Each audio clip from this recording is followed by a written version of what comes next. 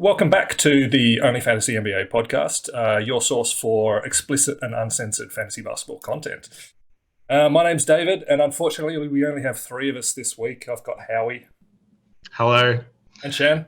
What's up? We're missing Nick, unfortunately, and we've missed an entire week. In fact, it's proving to be a little bit difficult for us to all find time for it. We're busy people, but that's the way it goes. It's okay though, because the audience is just our league anyway, so so it doesn't really matter. It's all good. I like it. I'm happy about it. We're not really saying anything here that we wouldn't just be saying in the normal WhatsApp chat. So yeah, that's the and way by 2022 standards, this is like a full lecture theatre as well. Like in terms of university and stuff, 10 is huge. That's a massive audience. All right, so it's been a fortnight. How's the fantasy season going for you guys? The last couple of weeks in particular. Anything to gossip about or complain about? Cade Cunningham injuries and the like. I'm sure it'll all come up, no doubt. My team's absolutely bombed over the last couple of weeks. Injuries can hit hard and hit fast, but hopefully I'll bounce back. I was looking at it though. You've got an interestingly high number of players ranked in the top 20, I think, though, Shan. For the last fortnight, anyway, in the last 14-day ranks. That will also come up later. I think you're indirectly referring to Jaren Jackson. Yes, indeed. All right, well, we don't have any fan mail this week, unfortunate. So we're going to head straight into the news. Jan, take it away. All right, in the news, I thought I'd try a different format this week. I will share my screen with you. Well, we should have a graphic for that. Different format. And have that guy from Letterman, and he'd play a song. We're operating with a different format. Unfortunately, none of us have any musical talent, Howie, so no good. Did you not just hear me? I'd try this, differently, just breaking it down into guards, forward, and centers. And I did this because as I went through on a team-by-team basis, there's just a hell of a lot of injuries in the NBA at the moment. So I thought I'd break it down into guards, forwards, and centers. And even within those, I've just kept it to the most fantasy relevant injuries. There's not everything here. If I've missed anything or any particular injuries you guys want to discuss, or even within what I've got on the page here, just yell out. What do we got here? If you're thinking about guards, we've got LaMelo out. He'll be back really soon. So LaMelo owners out there will be rapt to know that. We got Cade, so that's happened over the last couple of weeks. Cade Cunningham. So he's got a shin problem, as Dave highlighted, and that could mean they said rest or surgery. And if it's surgery, it's the season, and I think that's the far more likely outcome. So they haven't said anything on that yet? No, they haven't. But Detroit newspapers are very pessimistic. They're speaking in a way of what's the point of bringing him back? We want Wembanyama. Let's just let him rest. Yeah. It's a perfect opportunity, really, for them to embrace the tank. So there is all of that context, and that probably feeds into why it's far more likely he'll get the surgery. But on the other hand, there was footage of him on Twitter the other day out on the court practicing. So he's clearly not hobbled. So we will see, but I'm not counting on him coming back, and I don't think any owner should. 21 years old on a tanking team. Yeah, I think you're onto it there, Howie. And then when you consider all of the other injuries Detroit they've got Isaiah Stewart out with a toe for another couple of weeks. They've got Sadiq Bey with an ankle problem. He'll be back soon. And then at the moment, they've even got Jaden Ivey and Hayes, the dud point guard who can't shoot. They're both, Killian Hayes. They're both questionable as well. So for all these reasons, questionable talent-wise as well. You wouldn't be starting him in fantasy, would you? Apparently, if you're on top of your league, you can just do these things. You can just start Killian Hayes. Fandangoing, isn't he? Isn't he just? Moving on to more guards. We've got Bane at Memphis with a toe problem. He'll be out for another 1 to 2 weeks. Oh, speaking of Memphis, they had another injury. Who was it? Oh, was it Morant? In the last couple of days. Oh, no, that's right. It was week to week, but he's come back. Jaren Jackson, and returning. These are injuries, not returning from injury. No, but I was told he was not coming back in November. We were assured that he wasn't back until December. Yeah, it was a bad call. But I got to say, usually 3-on-3 does not come back within 5 days, typically. And my point for that would be the guy at Orlando, whose name I keep forgetting. What's his name? Jonathan Isaac. Oh, yeah, Jesus, Jonathan Isaac. He was in the same situation. He's months away. So especially Jaren Jackson, he was doing 5-on-5 from November last year and played 20 games after February. So it's like, yeah, I was wrong. And it is hard to predict. He's playing well too. It is bloody hard to predict these things, but I will say he's one of those guys Dave mentioned on my team who is playing well. Yeah. Jimmy Butler's out. Averaging like 4.3 blocks per game or something crazy. Yeah, it's bizarre. Insane. Jimmy Butler's not a guard. Is he a guard in any of the formats? Well, he's sort of, I mean, he's the lead. Wow, what do you call it? Fantasy podcast. Point forward. Yeah, he's a swing man. You can criticize my categorization later. Yeah. But Jimmy Butler will be back soon, but I wanted to bring that up just because at Miami there's a suite of injuries at the moment, and it's meant that Kyle Lowry's been playing record amount of minutes and actually been all right for once, which is nice. And it'll play a little bit into one of my waiver wire candidates. Yep, CJ McCollum, COVID, I believe. Right. Yeah, he's got COVID, but he'll be back soon. So COVID is going around, and I tell you what, I went to do some light shopping this afternoon and Black Friday, and there's going to be a COVID outbreak in Geelong. There is nothing more sure. There was 100 billion people at the shops, man. Oh, gee whiz. If the election was last week, they'd all be shut down, I reckon, but not at the moment. We don't care anymore, Howie. COVID's over. It's finished. Speaking of being shut down, if we move on to Philly, Jimmy Harden out for probably another couple of weeks. He's back on the court working out, but yeah, I'd still say a couple of weeks. And then you've got your boy over the last 2 weeks, Howie. Maxie's gone down. Maxie, I knew it was bad when he limped off. I was like, "Oh, that's it's a small fracture. Just looked worse than your typical ankle foot thing." They're saying about Christmas or approaching Christmas. Oh, really? That long? Because he's already been out a week, Oof. and I read 3 to 4. So there you go. Interesting. Yeah, look, I don't take my word as gospel, but the thing I looked up said ballparky approaching Christmas.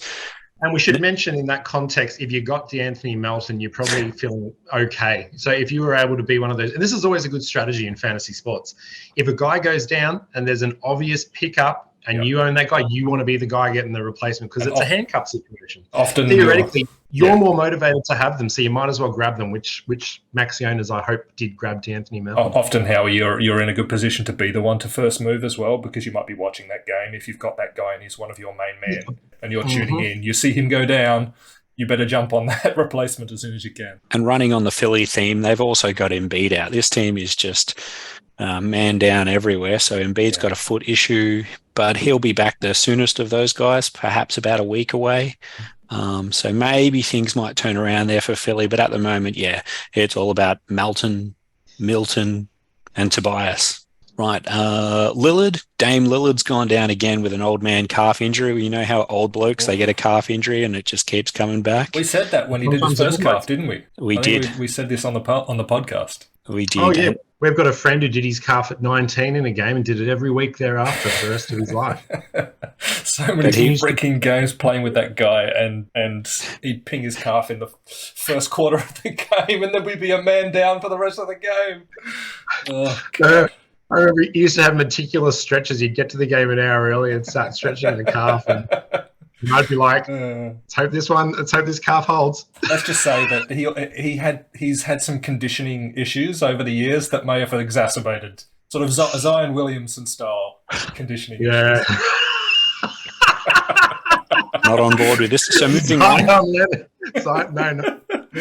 on with a lot of these injuries, the time frames we're getting, it's guesswork based on minimal detail, but some early signs suggest maybe another 2 to 3 weeks out for Dame Lillard, but geez, that would be a huge range of outcomes there. CP3, what's going on with CP3? He'll be back really soon. He's got a heel issue, but campaign has been dominating in his absence. Yeah, just to finish up the Suns, they've also got Cam Johnson out until January-ish, and in his stead, Torrey Craig, playing small forward. He's been quite useful.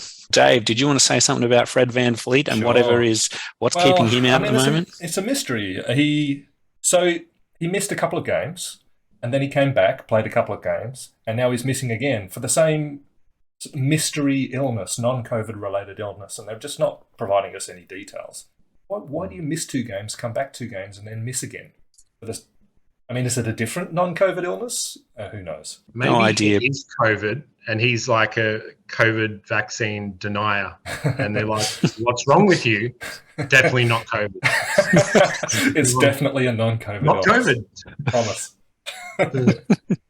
And Toronto are also missing, I'll join a few of the dots here. They're missing Siakam and Barnesy. Siakam's only maybe a week away, which will be a nice return for his owners, but it'll probably, when he and Barnes, who shall return soon as well, that'll probably destroy some of the value Boucher has been enjoying. And nice Shane. Thank you. I've been working on that. And Thad Young, Thaddeus, I believe, to his friends. Yes, indeed. It's interesting that Thad's one of the hottest waiver wire pickups at the moment, but He is. He always is. Yeah, always is. I mean, but his window for usefulness is so short. I'm just not sure it's even worth it. Last 2 guards on my list are Conley and Beal. Conley, oh God, he did some poplar something or other. I don't really know what it is. Basically, he's an old man, but he'll be back. Actually. It was good news. It was a suspected ACL, so it was much better than they thought it was. Mm-hmm. So he'll be back pretty soon, and I think we're seeing a brief window for Colin Sexy Boy to maybe try to grab at some value, but it's not really working for him at the moment. But yeah, Conley will be back soon, and Beal's got a thigh injury, but he'll be back soon as well. So forwards, we've got the whole Kawhi story, which we won't go into, except for the fact that it's a bit of a cluster. He needed a rest. It's too much. It was all too much. But it's unfortunate. Terrible. Will there ever be a rainbow? You'll have an entire segment later on in the podcast to chat about this if you like, Howie. Oh yeah, it's in my notes. It's written down in my notes. Very good. And the Clippers are also missing Paul George and Luke Kennard as well. So they're missing a lot on their wings, and it probably means in your league, who's the shooting guard there? Powell. Powell will probably be picked up because he'll get a ton of shots in the short term. And a big shout out to the Clippers fans that no matter how badly they're going, they just never lose their energy. That zero tip energy, strong. Just to put a line under this injuries discussion, I think the only other 2 sort of stand out really interesting bits of news at the moment are to do with Middleton and Rob Williams. Middleton will be back really soon, which, he's a hell of a player, so that'll be good for whoever owns him in your league. And then Robert Williams, there was news this week, Dave, was there not? It wasn't groundbreaking or anything, but I think there was some positive news where people are now thinking he could be back somewhere in the lead up to Christmas as well. I like that you asked me because I'm a Celtics fan, but I've missed that. It does. I do see this headline here that says Robert Williams expected to play for Celtics by Christmas following knee surgery. There you go. Wow, it's pretty good. So there's your news. Very good. A couple more pieces to add to this.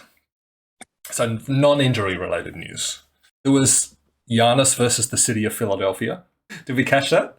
Yeah, the Laddergate. Laddergate. So he was trying to get up. So he had an awful game shooting free throws. Went 2 for 13 or something like that.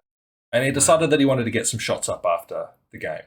And so he took a couple of shots, and Montrezl Harrell, being an arsehole, decided that he wanted to come and disrupt what Giannis was doing because this is Philly's court. You can't just come in and do whatever the hell you want to do on our home court.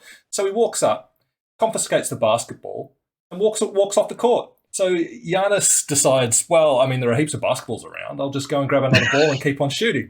So he goes into the back somewhere, grabs another ball, but by the time he gets back onto the court, the Philadelphia staff members have stuck up a ladder in front of the basket to prevent him from shooting the ball. So Giannis is like, this is just ridiculous. He goes and pushes the ladder over and starts shooting, and people have taken image of this from the stands and stuff, and they put it up on social media like, geez, have a look at this arsehole Giannis. He's just fucking around with these poor, innocent arena workers just trying to do their job.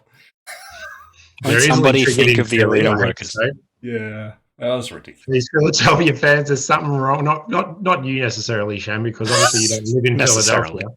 But they're unhinged. They're not well in the brain. No. And I think American sports fans, it's a thing. It's not just me saying, it's like Collingwood fans in Australia, you know, it's just something's off. There's being a big fan, and then there's just being an almost serial killer if the circumstances roll that Shan.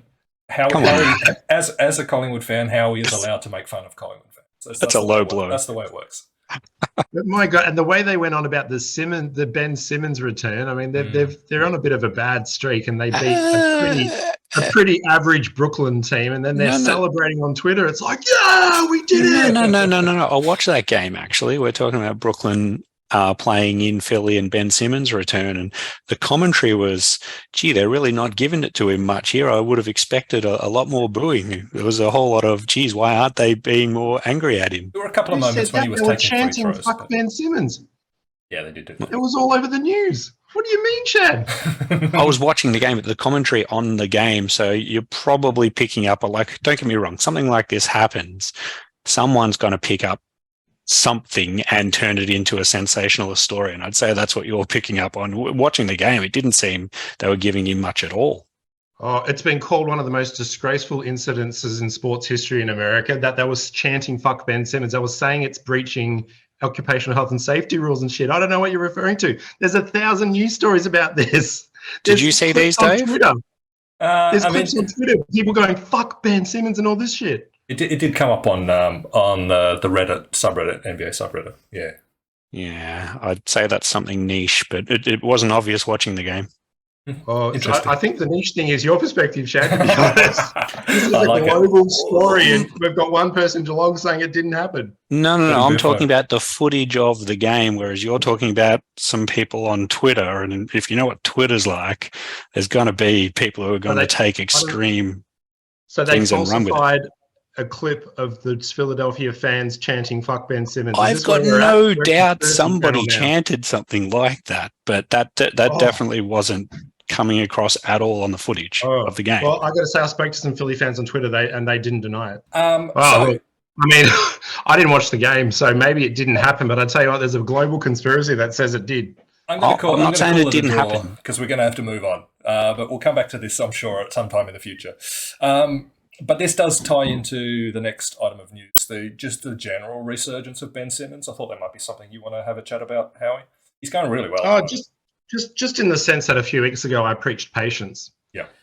And I think patience is good. I've not had patience in the past, and I've let a guy go after a month of bad play, and they've just almost instantaneously turned it around. It's like me dropping them set off a spark that brought them back to significance. He's kind of playing as well as you would expect, I think.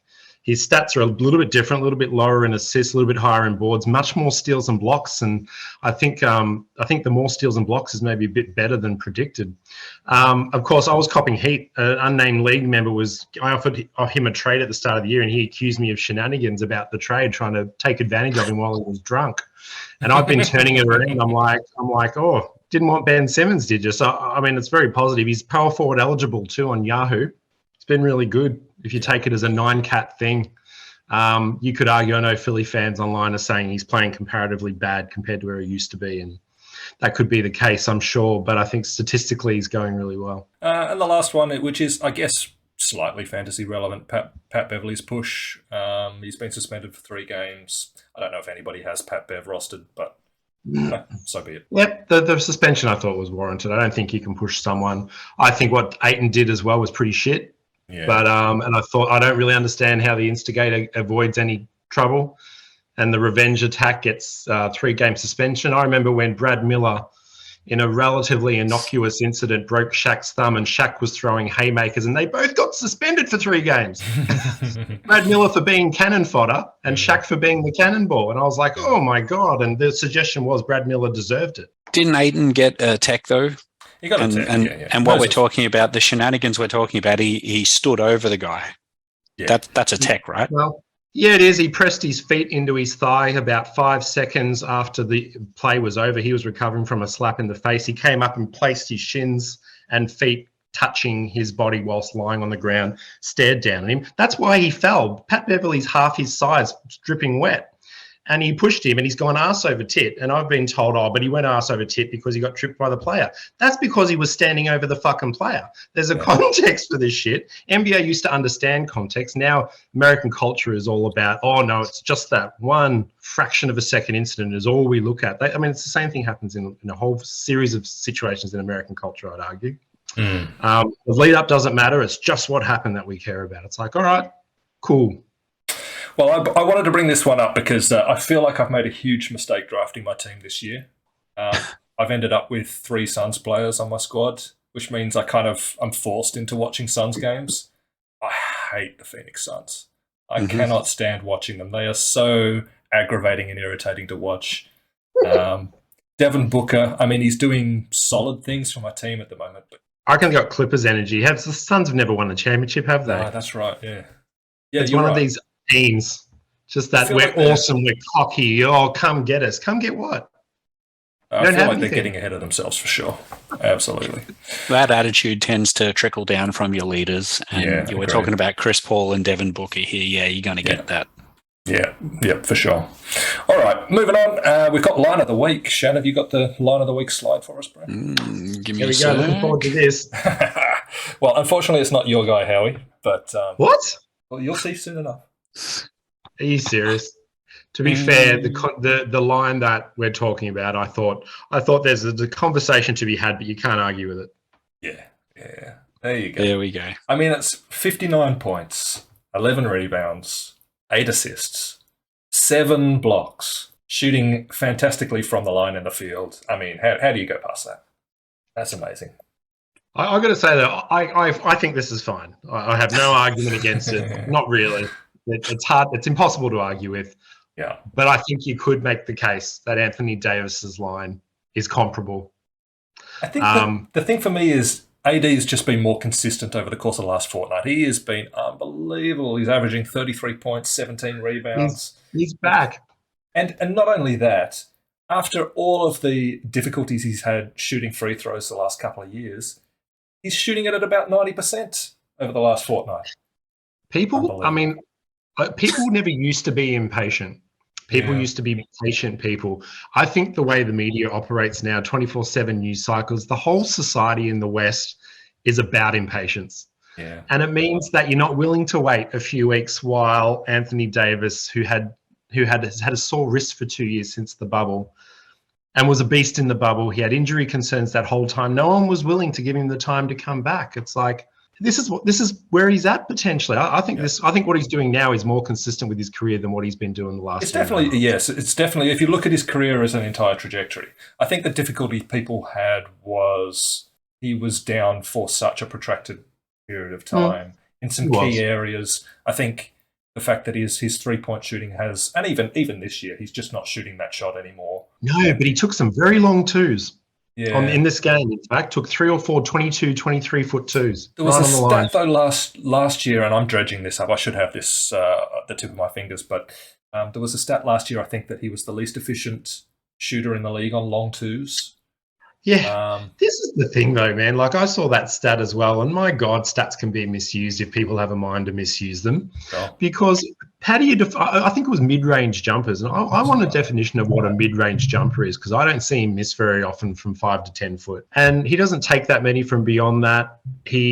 I'm sure he misses a good portion of those. So be it. Of course, big centers don't even take those shots. They don't have statistics on that sort of thing that anyone would be interested in. Yeah, if you're saying Anthony Davis is a perimeter-based guard, yeah, he's not going real well.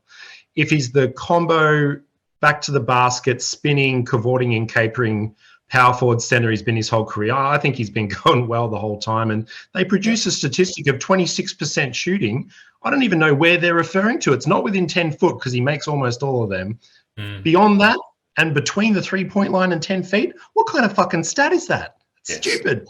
Yeah, I understand that. I think it was more that just that, and particularly with that wrist injury, I think Howie was, well, what's happening? Because it's been going on for such a long time, and you don't want to think that somebody is crocked now in a key kind of area for the rest of their career. Like, they're no longer capable of shooting the ball outside of, chippies around the hoop and dunks and layups.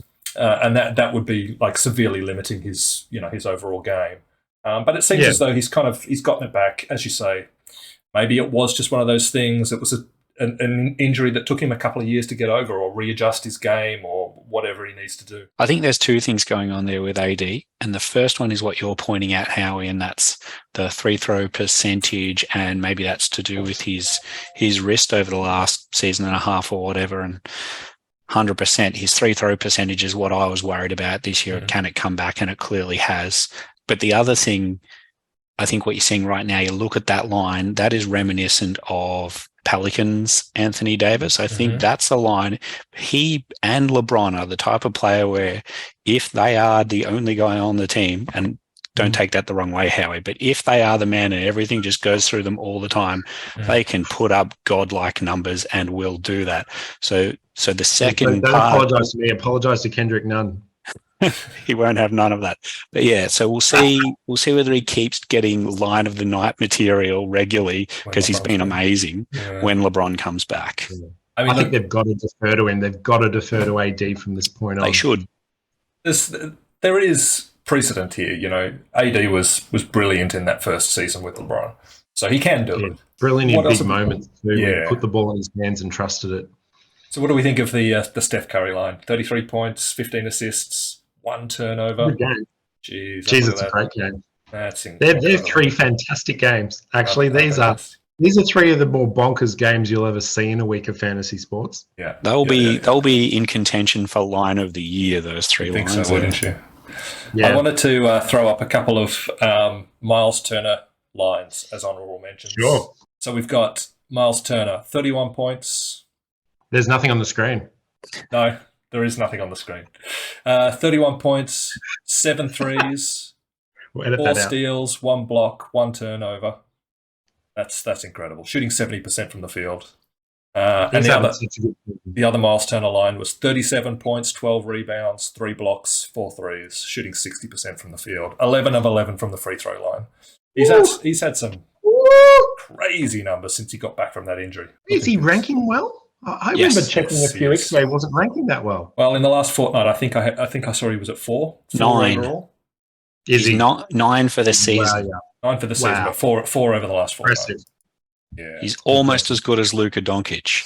As long as you don't look at his free throw. No, even if you do. Luka's what is 8. Luka's free throw right now? It doesn't matter. What's his turnovers is more important. His free throw is 75%, so he's up 0.5% from last year. But his turnovers are only 3.3. Still got time. Hang on. Got time. We got to stop here for a second. I made a bad call, which I acknowledged with Jaren Jackson's return. I think it should be acknowledged that I made a good call. Acknowledged. He still has time, bro. Acknowledged, but for readers who don't want to go back to a previous episode, it was Nick who was saying he might shoot 90%, whereas Dave and I were pushing the argument that maybe he could get to the upper 70s. That's true. That is true. I remember that specifically. Nick declared he was going to be the league leading free throw shooter. It's going to come back down. It's not even the worst call Nick's made, but let's move on. Let's move on. Are we talking about basketball or just life in general? Well, he's made some stinkers. So, waiver wire candidates, lads. The next segment. It's been a fortnight since we did our last batch of waiver wire candidates. There's been some movement since then. Who wants to go first? I'm going to go last this time because last time I pinched everyone, so I'll let you boys go first. Howie, you can go first, but I just want to reserve Poku for... Well, that's fine. My segment. I didn't know this was a segment, so I've not prepared anything. Oh, okay. No, that's cool, man. Just tell us who you're thinking about adding. Yeah. Well, actually, you know what? I drafted for the first time ever to have a more low-maintenance team this year. I drafted a deep team so I wouldn't be using free agency as much. And that's been the way it's been, which has been cool. The guys I had on the radar, Lonnie Walker was one, but I reckon he's been underwhelming. With his opportunity. He really didn't step up in a way that I thought he would. That was extraordinary. I saw that Gary Trent popped up on our free agency during the week, and we're a 10-team league. Again, I'm going to say patience because Gary Trent, I think, is quality. He's still averaging 1.4, 1.5 steals. The baseline is there. So if you're in a 10-team or something and you're thinking of dropping Gary Trent, just be patient. Same rule as Simmons, be patient. I mean, tell you what, there was a mad moment where I thought, oh, if I had to drop someone, who would it be? And I had started to ponder Ben Simmons. Don't do it. Same with D'Angelo Russell. D'Angelo Russell is stinking it up. Patience. No problem. All right, let me go. I'm ready. Good. I'm up to bat. Poku. What a gun. Look, these two guys are probably sick of me talking about this guy in the in the WhatsApp chat. But look, I'm a big time Poku truther. I do believe that he is the new Giannis. He's about to break out. I'm feeling it. It's coming. His game is coming together now, bro. Like, I genuinely, like, in terms of his ability primarily on the defensive end, like that length, lateral quickness, he can smother guys. He can defend anybody from 1 through to 5. Obviously, he needs to put on a little bit of beef to defend guys like Embiid and Jokic. But apart from the big gorillas, his timing on his shot blocking has come on in leaps and bounds this year. And that's the main factor that's kind of pushed him up in the ranks as well. He hits threes, he blocks shots. We love that combination. So, yeah, game is definitely coming together. And it's all about minutes, really. And obviously that's a deep team at the moment, and their coaches trying to throw the minutes around to give everybody an opportunity to get some time on court and to prove that they're capable. It's his defensive ability, I think, that will continue to win in minutes, even though we're seeing a pretty huge spike in his conversion in general, 3-point percentage, field goal percentage, all that kind of stuff. So he's looking great. He's only owned currently in 57% of standard leagues. That's low. That is low. That's low. Look, he's had a couple of injury issues in the last week. I think he's the one of that. I think when I did the segment a couple of weeks ago on OKC as a tanking team, I mentioned that there's that front court with a few players that have potential, and the minutes are there for any of them that demand the minutes. And I think Poku is doing that right now. So 57% seems way too low. I think if you're in a standard league and Poku's on the wire, you should be adding him. Next guy I've got is Trey Murphy. Own percentage is down under 40% now. Still a great source of threes when he plays. He's currently injured, but he's more likely to have been dropped, I think, in the last week due to the injury. I think the minutes will still be there. The threes will still be there. He doesn't do a lot else other than score and hit threes, but I think he could still be a valuable player. The other thing with Trey Murphy has been Ingram has returned. So his opportunity opened up when Ingram went down. Now that he's back and he got injured, people are jumping off. Yeah, but he's still had some big games in the last couple of weeks. So I'm still going to be on the Trey Murphy bandwagon personally. And then the last one I had, well, I've got two actually. Caleb Martin, he was my Heat ad whilst they've got their injury concerns, their injury issues. He's had some massive high minutes games, like over 40 minutes. And he's been getting the opportunity to produce those kind of glue guy stats. Only 29% owned. He's looking really good over the last week, the last fortnight. The numbers are definitely there. All around glue guy type stats. Worth a watch, I think, even after Jimmy gets back, but he's going to be very much dependent on the minutes, whether the minutes are still there. He needs to be hitting mid-30s to produce the volume to make him worth owning, I think. And then the most added player of the last few days, Denny Avdia. Avdia. I mostly put him here because I wanted to hear Shan try and pronounce the name. Avdija. Avdija. I think it's I think it's Y. Look, he's producing defensive stats, hitting threes. All of the numbers are kind of there, but it's a very very small sample size. So I think he's kind of like a short-term spike. Get him on the court if you like, but I wouldn't be putting any trust in that. Jan? Cool. All right. So a couple of quick philosophical points before I dive into my guys. I think with waiver wires, you're looking for a couple of things. Generally, when you're looking to add someone, there's an opportunity that's been created, usually by an injury, or a coach has made a change to the rotation or something. So that's what you're kind of looking for.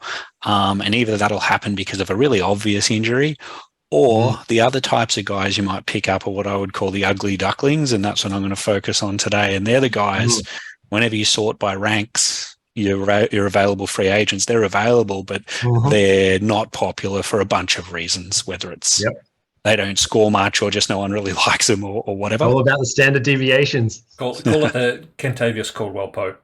Oh, yep, Yeah. he's on my list. Okay. So I had a quick look. I sorted the last the rankings over the last week and over the last 2 weeks, and I like to go fishing through those to see, are you going to buy into any of these or not? And I've got 5 names who've popped up when I did that. 4 names. Okay, the first one was Thad Young that you brought before. And what you're going to think about when I raise these guys is something you said earlier, Dave. It's about time frames with these guys. Do you think this is just a couple of week thing because someone's coming back, or can you see it going longer? And Thad, it's going to be a short-term thing. But over the last week, he's ranked 8, and the last 2 weeks, he's ranked 42. So bloody doing amazing. Very good. Like you, I that's only if you're really short term for me. The second one is someone who's picked up in our league, but for other people, Malik Beasley has been on an absolute tear. Yeah. So 28 over the last week and 28 over the last 2 weeks. He's jacking lots of threes and hitting them. So make sure he should be rostered, I think. The other 2, very much ugly ducklings, Torrey Craig, 32 and 30 over the last week and 2 weeks. He's just got this across the board. What's his stat line? There's a lot of efficiency there, low turnovers, some steals, that kind of thing. Good percentages, 0.7 turnovers, steals and blocks. Yeah. And 1.5 threes. So a little bit of everything. So that's what I mean by ugly duckling. Nobody wants that on their team. But hell, if you need to roster a guy as the last guy, let's say you've got injuries, a guy who's doing that and ranking in the 30s, that's what you should probably be going for. Or and in it's a that structure issue, isn't it? Or you can roster Killian Hayes. Of course, the ugly ducklings invariably are low points. Yes. And it has a big deleterious impact on your points situation. You got to find ways of managing that. You bring a 9-point or an 8-point guy into a team that's averaging 18, 19 to do well in that category. It's a bit like bad free throw percentage in a way. And this is how they stay on the free agency, I think. Oh yeah, it's all about balance. Like you only want to be rostering one of these guys. If you pick up 3 of these guys and are playing them, you're going to start dipping in that points category, but perhaps you might start really rising in steals and blocks or something like that. And then you've got the Denver Nuggets situation, and there's 3 guards there who've been doing really well in Bruce Brown, who's been ranked 41 and 36 over the last couple of weeks. Bones, he's sick at the moment, and KCP, as you keep mentioning, Dave. Boring ass, ugly duckling KCP. The 3 of them have all been really good and should have been rosterable for the last month, really. But the problem is Murray's back. And then that means you've got a 4-guard rotation on that team, and it's really hard to buy into a guy, even if maybe he's ranking in the top 50 pretty regularly, if he's in a 4-guard rotation that's about to, maybe it's about to go from a 3 to a 4-guard rotation. So you can't trust the minutes from game to game. I don't think any of them are sexy enough to roster, but I reckon one of those 3 guys we're going to look back and go, geez, they should have been rostered for a couple of months. And would I be wrong in saying Kentavious Caldwell-Pope only has 2 statistical categories where he's above the mean as well? So he's really only having positive impact in 2 categories. The other 7 is just holding sway, just holding fort. Yeah, free throw and turnover. No, steals and turnovers, I'm thinking. I feel like his free throws are too low in number to have a benefit. Yeah, I think 2.4 threes. Yeah, threes, I was going to say, yeah. Yep. 2.4 threes? It's better than I thought. I thought he was about 1.8. And I think his steals are about 1.2, 1.3, which is good. 1.1 or 0.9 turnovers. There's your value right there. 12 points, 3 rebounds, 2.5 assists. There's no value in it. No, there's not. So there's my ugly ducklings who can carry a team if you need someone for a few weeks.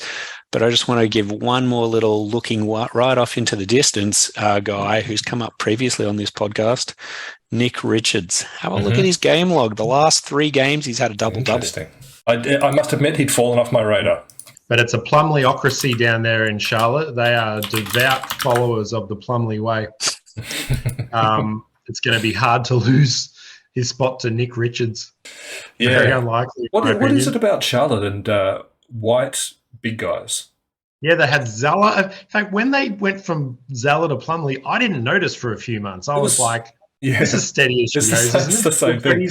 Let me finish up the Nick Richards.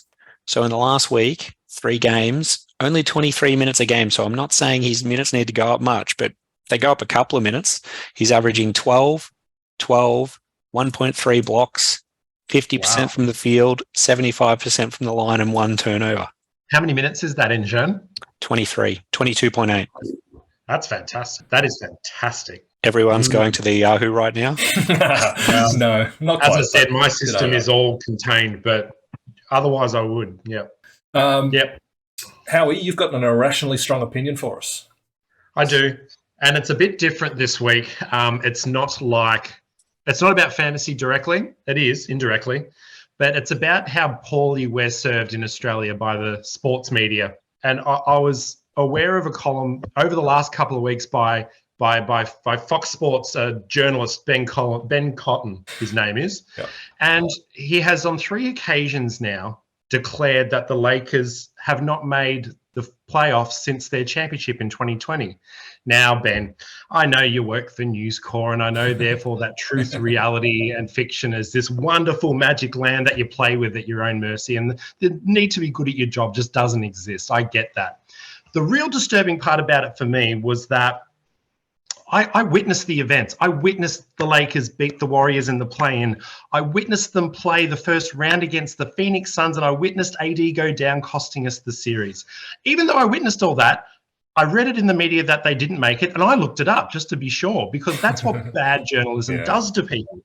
It makes you question your own sense of reality, and that's shit. And that's not even the rant. This is the best part about this segment. This isn't even my rant. My rant is about what he said next. He declared something to Ben Cotton at News Corp. He declared something to be the worst front office debacle in the history of the NBA. I could think of some examples of what could fit that. Recently, I wondered whether the Paul George OKC Clippers trade was one of the worst front office blunders I'd ever seen. It's pretty bad. Anyone want to have a guess of what Ben Cotton considers to be the worst front office blunder potentially in history? Well, I'm assuming this is Lakers, so surely it is Lakers. It would have to be the Westbrook trade. No. That is worse than this one. It'll be if they miss out on Wembanyama, if it's their pick that turns into Wembanyama for New Orleans. Correct, Shannon. Correct. So he believes that if it turns out to be Wembanyama, which by the way is very, very, very slim chance that it will be, and if it does, he has declared it will be the worst front office blunder in history. It just makes me wonder, why does any team need Wembanyama? If winning championships is not the goal of the NBA, maybe they should trade Wembanyama, the Pelicans, if they get him, for a bunch of future first-round picks, because as we know, winning champions doesn't mean shit. By the way, Shan, I've congratulated you for Geelong winning the premiership. I take it fucking back. You didn't get the first-round pick. It turns out it's the biggest blunder in Geelong history to win the fucking flag, apparently. This is the logic we're dealing with in this country in our media narratives on the NBA. So my call is what's the segment called again, Dave? Irrationally strong opinion, bro. My irrationally strong opinion is Australian journalists do better on the NBA, or shut your fucking mouths. Let Josh Lloyd, let us handle it. Strong, not so irrational, but certainly strong. It's irrationally strong. The segment's not irrational. It's the strength of the opinion. The strength of the opinion that's irrational. Otherwise you're bang on. Just slightly too irrational. No, not irrational at all. You're exactly right, but I think your problem is, Howie, your expectations are too high of such media. Like it's pure entertainment for clicks. That's all. I guess that's true. I guess I'm from the old school where I think if people say something, they should fucking have a sense of what they're talking about. But that's just me. Yeah. I mean, it's just clear he doesn't know what he's talking about, but he's having a fucking crack anyway. That's just how it rolls down there at Fox Sports. I guess so. Pay Josh Lloyd to do it. My God. All right, guys. So we've got about 10 minutes left. Do we want to just whip through one trade target each? I think that might get us to the finishing line. Someone we should trade for. Yes. So the idea of this segment is somebody that we think might be either undervalued or overvalued. There's some kind of mismatch on the valuation, so that you could probably pick them up for less than they should otherwise be expected to go for. So somebody for us to our multitude of listeners to potentially target in a trade scenario. Yeah. So let me give you one as an example. Zion Williamson. He's currently one of the largest differences between his average draft position and his current rank. So if you're a believer in large Zion, men in the league as well. He's currently ranked somewhere in the 90s, I think, 80s or 90s. So if you're a believer in Zion Williamson, I imagine there will be Zion Williamson owners in standard leagues all around Yahoo who are slightly frustrated at his current output. If you're a true believer in Zion Williamson, I suspect you'd be able to get him for significantly less than what you imagine his ultimate value to be. Thoughts? I agree. I'm actually a big fan of Zion. I think he is worth a lot more than 90, but you'd still need to satisfy the person you're trading with to get him. I think any experienced player is going to be hard to trick in such a matter. But I think if someone were to come at someone who owns Zion, and I'm aware that a person in this room right now is the owner of Zion, my feeling is, and I'm a good trader, by the way, I trade more than most, I would need to give somebody 40 to 50 ranked value, and it can't be an ugly duckling. It'd have to be someone that helps recover the points. Someone in that range could potentially get for Zion Williamson. And then my theory is if you're then not willing to give that, you don't offer the trade. That's what I think it would take.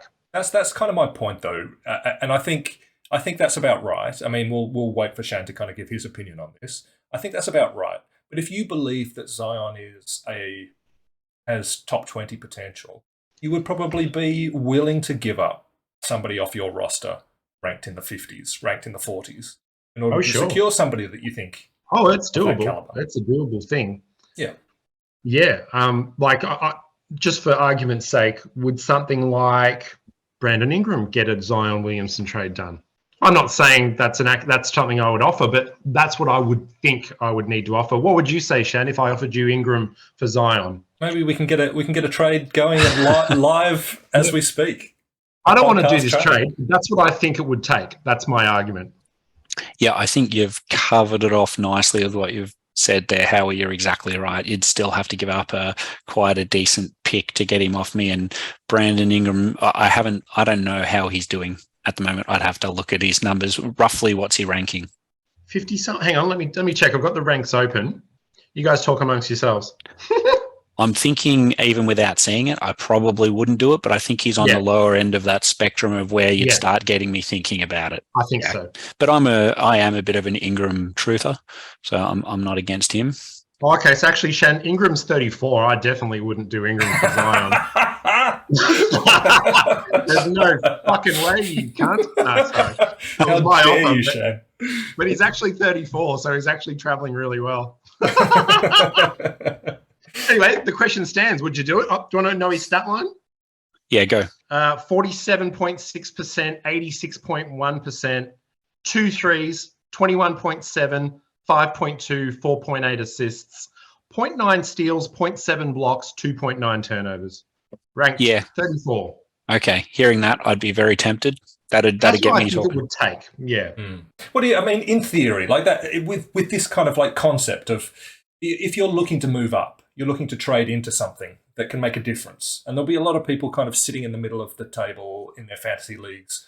And we're getting towards about a quarter of the way, a fifth of the way into the season. You're starting to feel as though the lineup that you have is what you're going to be looking forward to for the rest of the year. So if you want to make any significant moves up or down the ladder, you've got to try and work some kind of angle. You've got to look for some kind of point of difference. Got to work an angle. Yeah. Yeah. All right. Well, my two guys that jump into my mind as guys I would target and try to trade for now would be Jamal Murray and Pascal Siakam. For those reasons.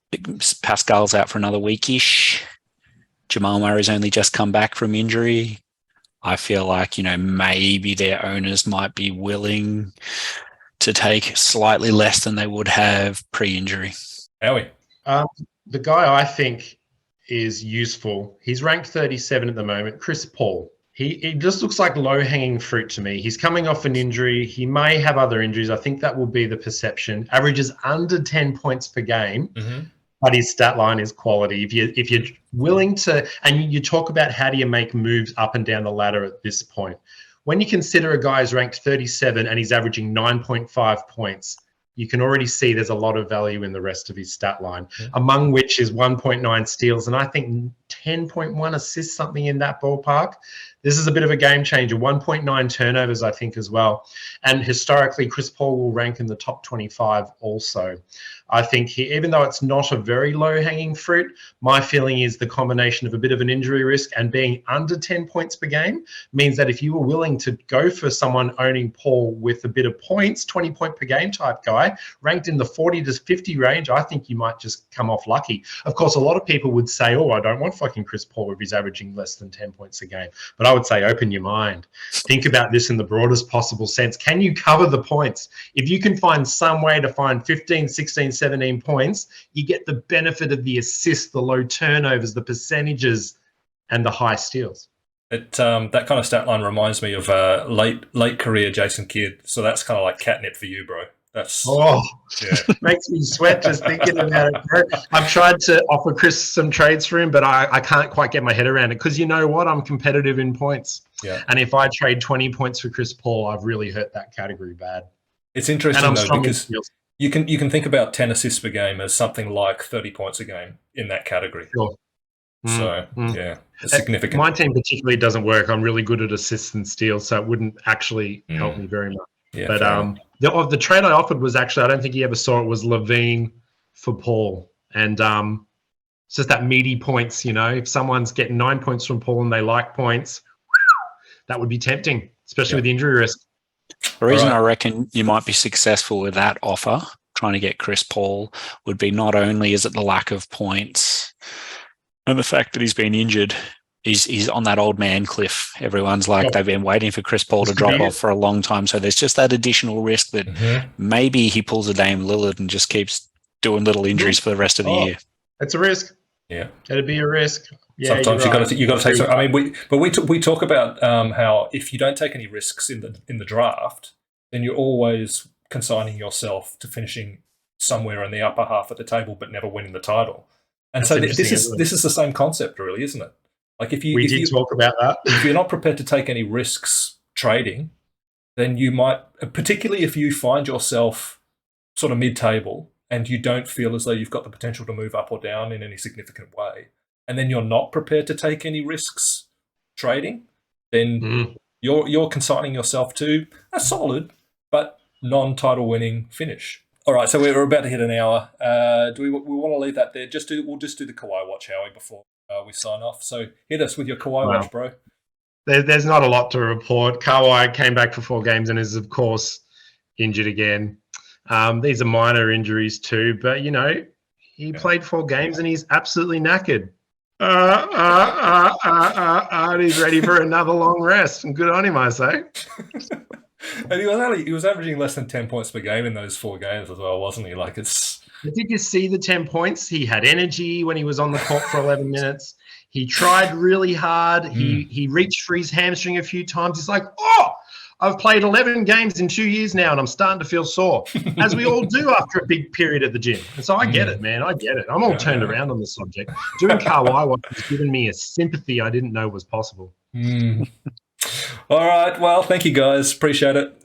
This will be the end of the podcast. Thanks, everybody, for watching. Appreciate your viewership. And if you enjoyed it, then leave us a comment, give us a like, subscribe, all of that kind of stuff. If you didn't enjoy it, then very strange that you're still watching. We will see you next week. Goodbye.